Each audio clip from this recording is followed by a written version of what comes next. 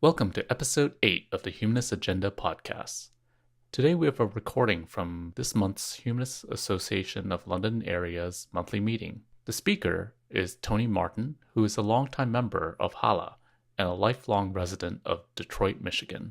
In his presentation entitled My American Life, he will speak about his experience of growing up in Detroit and living as a person of color in America, from the period of the civil rights movement in the 1960s to the present Trump era. We hope you'll enjoy this recording, and feel free to give us any feedback on our podcast website at www.humanistagenda.com.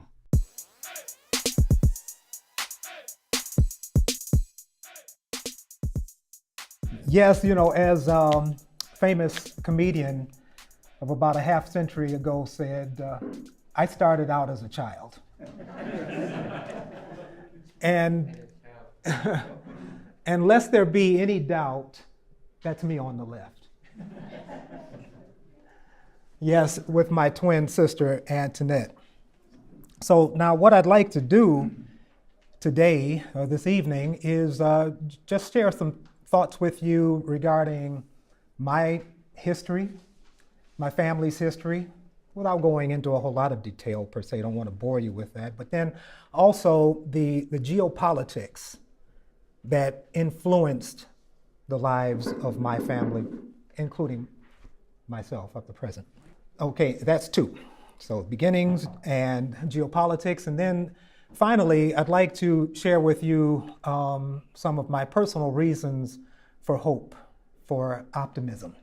When I was here when I was here to speak before, of course, the subject had to do with the founding fathers of the United States, humanism, humanist thought amongst the founding fathers.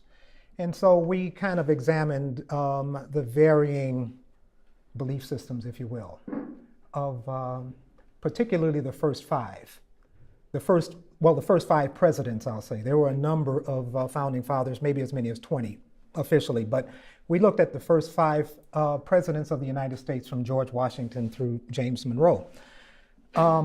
Tonight, and I've given you just a little bit of a preview of this, we're going to focus or draw attention to one in particular, the middle one, the third president of the United States, and that was Thomas Jefferson. And I personally find him to be the most fascinating of all of the founding fathers. That's my personal view, and for a number of reasons. And I think that as we progress through this discussion this evening, I think you'll have perhaps a similar, or you'll at least understand my point here. So now what I'd like to do next, though, is, you've already seen this one. All right, and again, that's we're going to fast forward 18 years. I've given away my age, of course. And so, yes, with my sister Antoinette, and it is Antoinette, not Antoinette. There's a story behind that.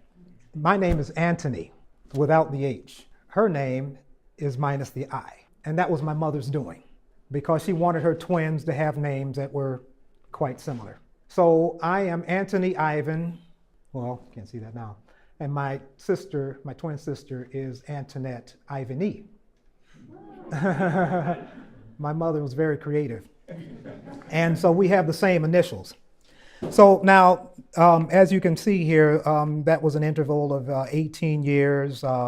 My twin sister Antoinette and her husband Irvin, and by the way, Irvin and I were in high school together. All three of us were in high school together. We graduated from high school together. Her husband of 48 years, Irvin, sat right behind me in middle school when we were 14 years old. We've got a long history.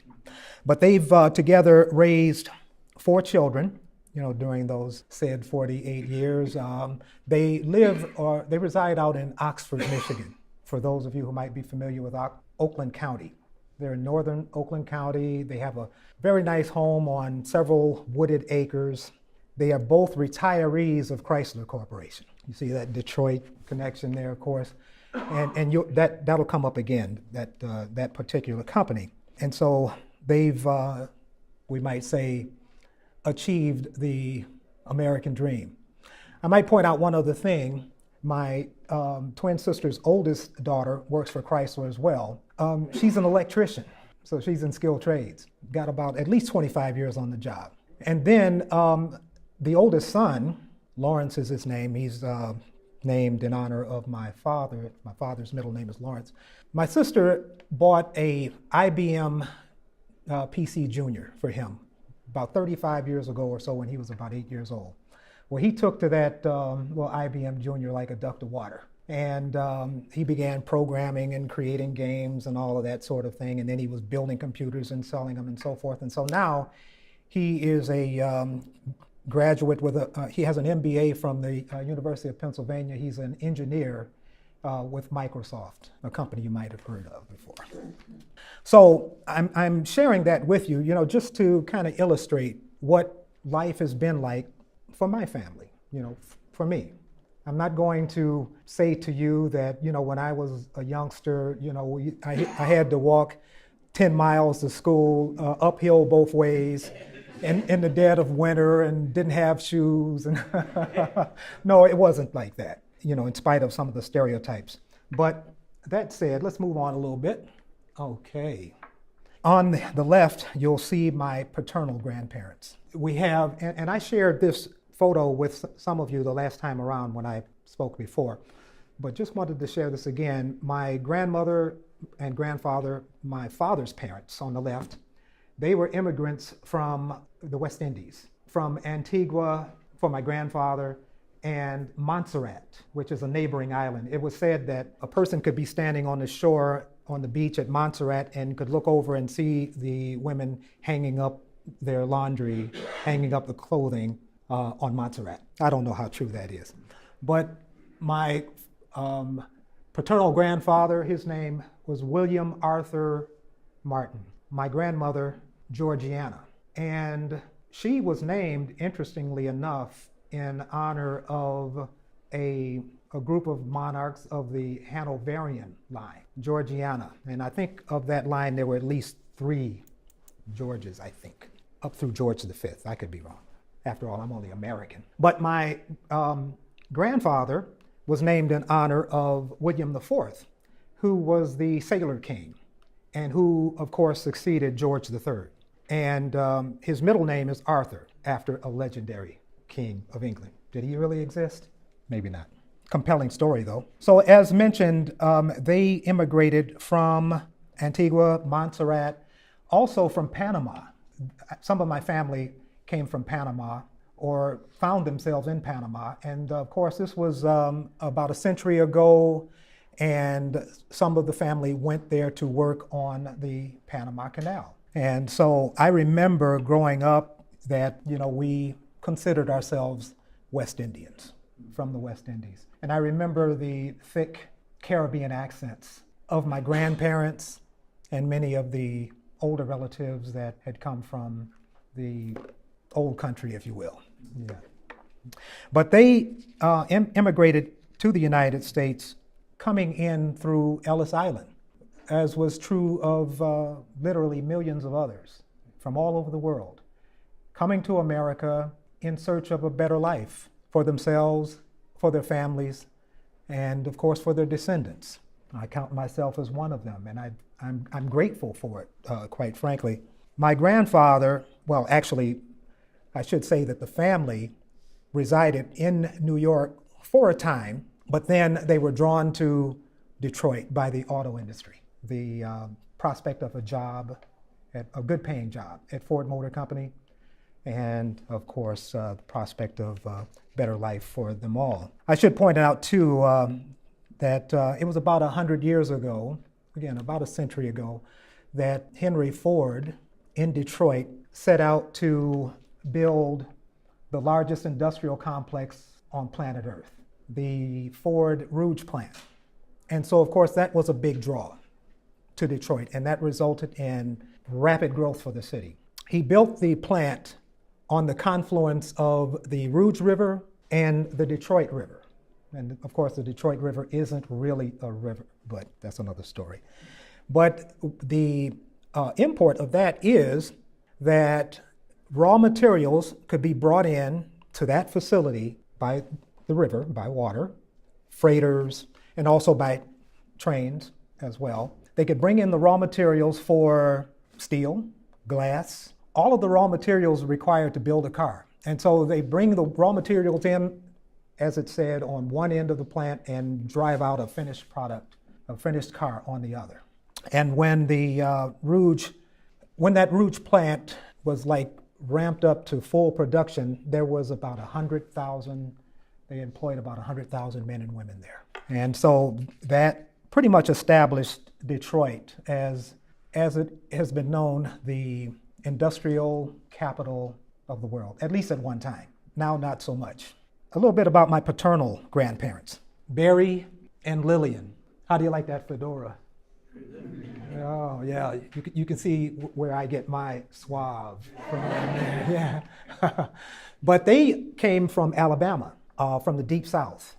And they eventually reached Detroit, but it was by way of Pennsylvania and West Virginia, because my grandfather was initially a coal miner. And that was one of the few jobs that was open, to individuals, to men in the South, if you will. My grandfather first took the family to Pennsylvania, where my mother was born, to the coal mining towns there, and then from there to West Virginia, to the coal mining towns there.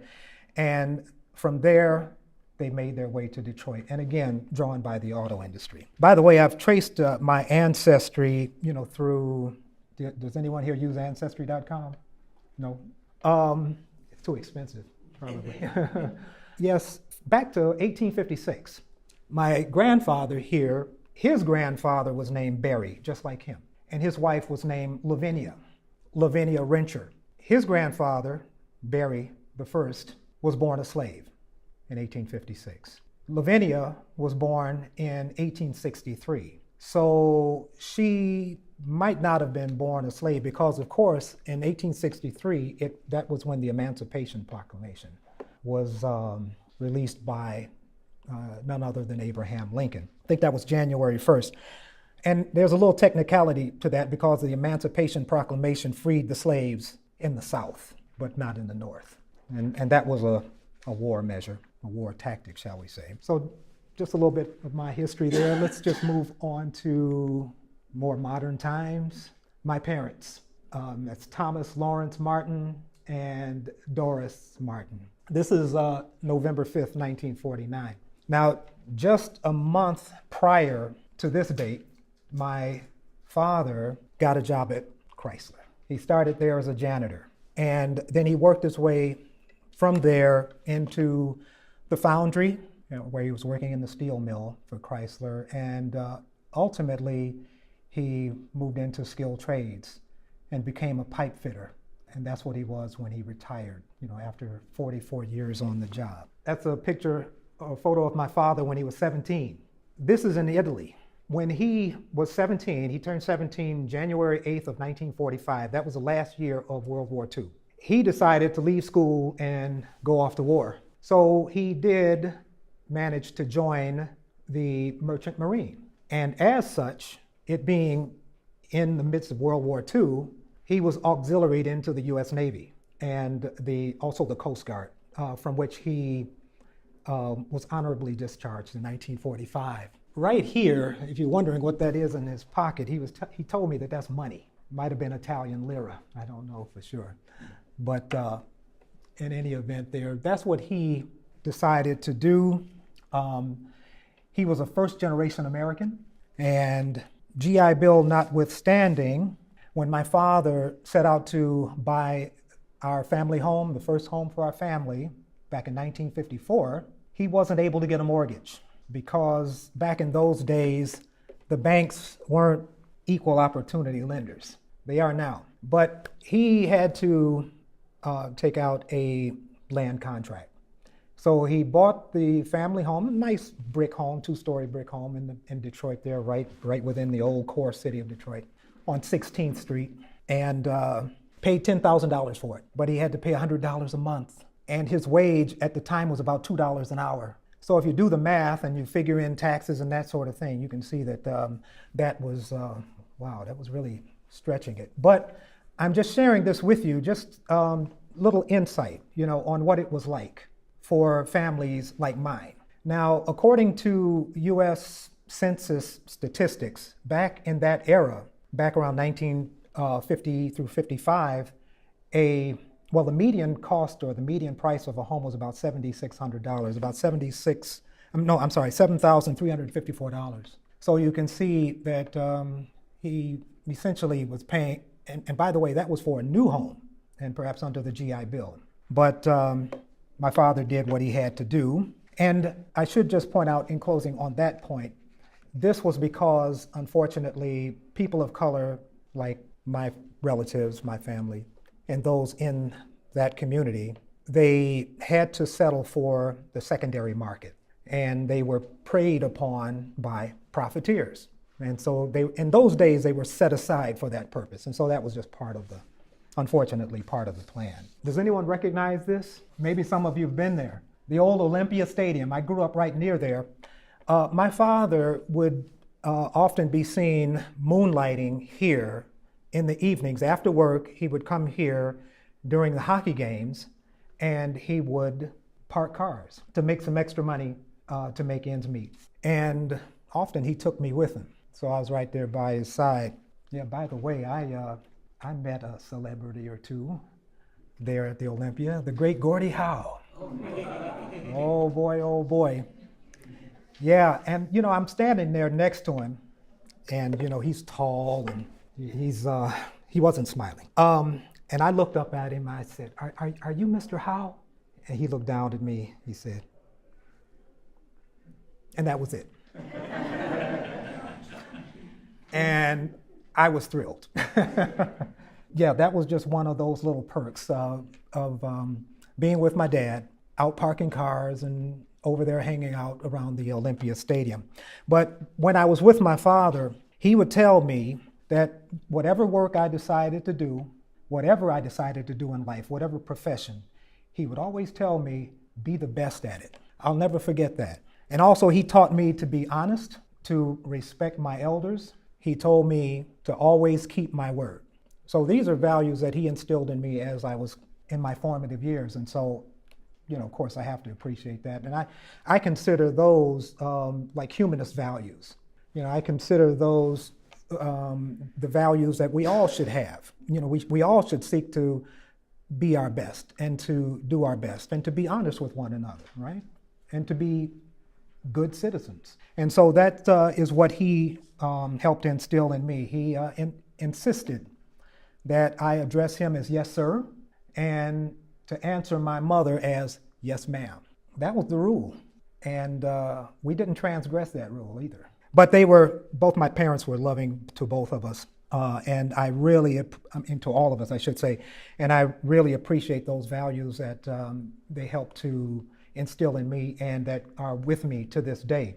Because, after all, if we took another course, if we chose not to keep our word, if we chose not to be honest with one another and to be the best that we could be, we might turn out to be, I don't know, a Donald Trump? Oh. Did I say that out loud? My therapist told me to use your inside voice. Well, no, I'm not really in therapy.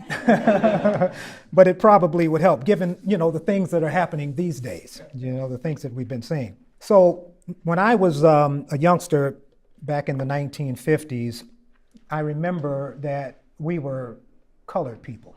We were colored. That's the way we referred to each other. A little later on into the 60s, we became Negroes. And I'm going to share just a little bit more on that in just a little bit. But then beyond the late 60s into the 70s, and with the ascendancy of actually one of Dr. King's former lieutenants, Stokely Carmichael, you may have heard of him, he advocated Black power.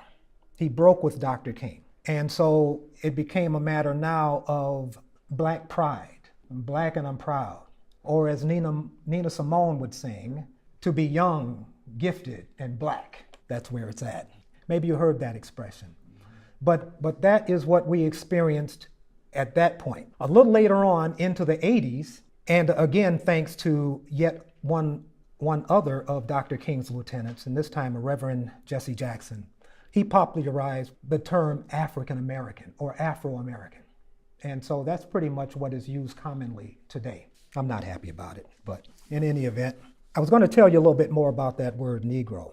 Now, of course, many of you no doubt know that Negro is a Spanish word for black. Yes, and it comes from the Imperial Spanish colonial administration, because Africans were referred to as black. And let me preface this by saying that the Africans, the blacks, were considered to be a subset of the human race, a lower order of being. So if an African were to unite, shall we say, with a European, the offspring from that union would be considered an hybrid. The Spanish word for that was mulatto. You may have heard mulatto, okay, but in Spanish, mulatto. And it's from the same root as the word mule, which is a combination of a horse and a burro or a donkey. So again, that was the way things were, during that era, during that colonial period, that imperialist period,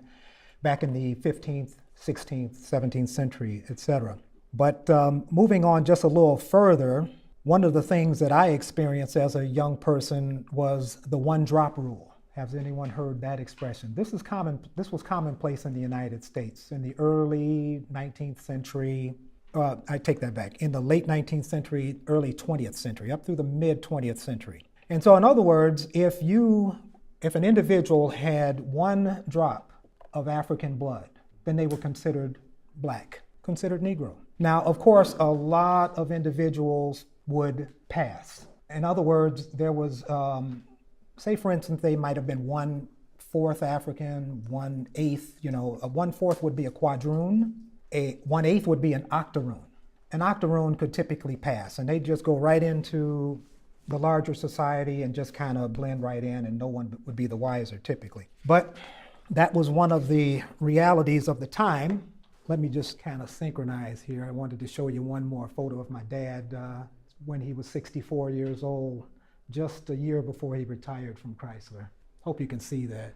He was a good guy. But to that point that I just mentioned, the one-drop rule. You see this gentleman? This is Walter White. He was the head of the NAACP. The NAACP. He considered himself Negro. He considered himself black. This was his autobiography right here, A Man Called White. Easily could have passed, shall we say, right? Here's what he said. I am a Negro. My skin is white. My eyes are blue. My hair is blonde. The traits of my race are nowhere visible upon me. So that's just an example. We made reference to the third president of the United States, and we're going to talk about him just a little bit more here in a moment. But it said that he had a number of children by one of his slaves, some of whom left the plantation there at Monticello and moved on into the larger society. One of whom I wrote a Wikipedia piece about, Harriet Hemings. And she was given her freedom. The way it was put, she was given her time. She was not officially freed by Thomas Jefferson, but he had his foreman give her $50, put her on a stagecoach and send her to Philadelphia to meet with her brother who had already left, her brother Beverly. She was a beautiful young lady. She was about 21 years old at the time, and it is said, and the circumstantial evidence supports that she was Thomas Jefferson's daughter. And so I won't really venture into Thomas Jefferson too much right now. Let's just stay with the plan here and be conscious of the time. There'll be plenty of time for him. There he is. All right, now Thomas Jefferson, interestingly, is considered the father of the Declaration of Independence of the United States. And so he was the one who penned the words, "We hold these truths to be self-evident, that all men are created equal, that they are endowed by their Creator with certain unalienable rights." And I don't know that I had a slide with that. That among these are life, liberty, and the pursuit of happiness. Now, focus on the word in that second line to the left, men. There's been controversy about that. Okay, we're going to explore that. So he was the author of such lofty sentiments that he had, or lofty philosophy viewpoint that he, of course, had borrowed from other enlightened thinkers. But Thomas Jefferson had a problem. Let me just introduce you to his problem. George William Frederick, or George III, the third British monarch of the House of Hanover. Thomas Jefferson had a number of concerns and issues with this gentleman, and he wrote about it. One of the things that he wrote about was the opposition that this monarch gave to the colonies in their attempts to restrict or to limit or end slavery and the importation of slaves. Here's what Thomas Jefferson wrote about him. I'll just some highlights here. He's waged cruel war against the human nature itself, violating its most sacred rights in the life and liberty in the persons of a distant people who never offended him. Those would be Africans. Captivating and carrying them into slavery in another hemisphere, or to incur miserable death in their transportation thither on the ships. This piratical warfare, the opprobrium of infidel powers, is the warfare of the Christian king of Great Britain. And so then, determined to keep open a market where, you see that? That emphasis is mine. Men should be bought and sold. It goes on to say some other things about him prostituting the negative. And what that essentially means is that he would intervene legislatively within the British government to prevent the colonies from restricting the importation of slaves. So that's essentially what that means. But the point that I want to draw your attention to is Thomas Jefferson wrote this. And so when he wrote earlier in the Declaration of Independence that all men are created equal, we can see here he was referring to all men. He was referring to the slaves too. That brings us to the article that I shared with you. Did everyone get a copy of that? It's an excerpt from a New York Times article, and this is just a part of the article. Anyone that would want the whole article, it's in New York Times archives. It's from 25 years ago in April of 1993. But it points out some things about Thomas Jefferson, and particularly his viewpoint on blacks. And this is something that isn't really talked about very much, but if I could just share with you just a few lines here. In the third paragraph, it starts out by saying that racism is still the most corrosive problem in America, and its major elements can be seen clearly in what Jefferson wrote and did. And this is a reference tangentially to the only book that Thomas Jefferson ever wrote, and it was entitled Notes on Virginia. And I'd like to share with you also just a paragraph or two from that book, chapter 14. But again, anyone that would like the full article, feel free to let me know. I can give you the URL for it, or who knows, maybe we can even post it on the site possibly, okay? It's intriguing. But at the very end, it states here that, and this is an author here, Charles Miller, I believe that Jefferson was firmly, centrally, and emblematically in the stream of American anguish over slavery and race. Probably true, quite true. I also believe that the present America, in the present, in altered form, is like Jefferson. So essentially what's being said here is that the American personality, the American character, somewhat mirrors Mr. Jefferson. He was quite an interesting person. A lot of inner conflicts. Somewhat Orwellian. There's that expression that we're all equal. You know, he spoke of all men and unalienable rights. Yes, we're all equal. And it makes me think of the passage from the novel Animal Farm. Perhaps you've read it. The pigs, of course, had commandeered the farmhouse. They had usurped leadership of the farm, and they sought to pacify all of the other farm animals. And so they posted on the wall, yes, we're all equals, but some of us are more equal than others. This is the book, or this is just the inner leaf of the book, Notes on the State of Virginia. Okay, just a couple of highlights from this one. He said that the first difference which strikes us is that of color. Whether the black of the Negro resides in the reticular membrane between the skin and scarf skin, or in the scarf skin itself, or whether it proceeds from the color of the blood, the color of the bile, or from some other secretion. The difference is fixed in nature. So we have some false science here, sadly. But this gives you just some insight into his thinking. Now, you see this second paragraph. I think you see that in the handout that I gave you. But now, check out this third one. It says, and add to these flowing hair, a more elegant symmetry of form, their own judgment in favor of the other race. In other words, blacks prefer to be with whites or interact with whites, whatever, declared by their preference for them, as he says it. And he said that this is as uniformly as in the preference of the orangutan for the black women over those of his own species. Do you believe that he wrote this? You can get the book, chapter 14. It's fascinating. I think what I can do is just kind of bring our discussion to a close here just by talking with you briefly about some of my reasons for optimism and hope. Of course, we know that in America, I mentioned the one-drop rule.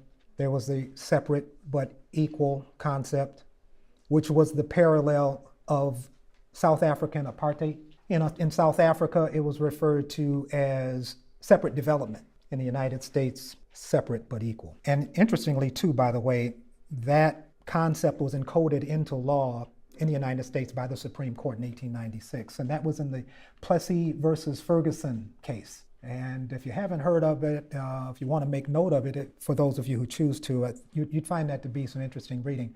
But that is what introduced separate but equal into the United States. It led to Jim Crow and the things that we experienced in the first half of the things that were experienced in the United States in the first half of the 20th century, up until the time of the Civil Rights Movement. But given South Africa and separate development, there was someone by the name of, maybe you heard of him, Nelson Mandela. He endured 27 years in a prison, and he emerged victorious. And he came to be perhaps the most highly regarded public figure, world leader of his time. Also, there was another young man you may have heard of, Barack Obama, who had a direct connection with Africa. His father was from Kenya. He endured 8 years of insults against him, his wife. He was portrayed as a monkey. He was also considered to be a Muslim, some sort of interloper, wasn't born in the United States. There was some person who said that. Starts with T. It'll come to me. Someone who made his political career saying that sort of thing. But of course now, Barack Obama, of course, is one of the most highly regarded public officials, world leaders, even today. So they transcended that. They rose above it. And we as human beings, this is the sort of thing that we can do. And it's similar to what happened with, and this is another sports reference, Jackie Robinson. Jackie Robinson, 1947, he endured insults and being spit on and having things thrown at him and that sort of thing. But he became one of the greatest baseball players of all time, right? And so that is part of that's part of me, shall we say. That's something that I kind of direct my attention to. I'd like to share this with you in closing. This gentleman, Theodore Parker, he was a Unitarian minister. Now, to preface my comment on this, you may have heard the quote by Dr. King, Dr. Martin Luther King, when he said that the arc of the moral universe is long, but it bends toward justice. And so many credit that to Dr. King, but actually, now this is from 1853, and I think we should more appropriately credit it to Minister Parker, Reverend Parker, wherein he said, look at the facts of the world, you see a continual and progressive triumph of the right. And then he goes on to say, I do not pretend to understand the moral universe, the arc is a long one, etc. And of course, you could look him up as well. You could get access to some of his writings. But at the end here, he says, things refuse to be mismanaged long. And here's a reference to Jefferson. He said, Jefferson trembled when he thought of slavery and remembered that God is just. Ere long, all America will tremble. And what that refers to is the Civil War that broke out in 1861 and in which 600,000 men were killed. So that was part of American history. That event settled the slave question once and for all. But with that, I think I'll just bring my discussion to a close here. I think this is the appropriate time, perhaps. And I thank you for your attention. And I'll look forward to any questions that you may have.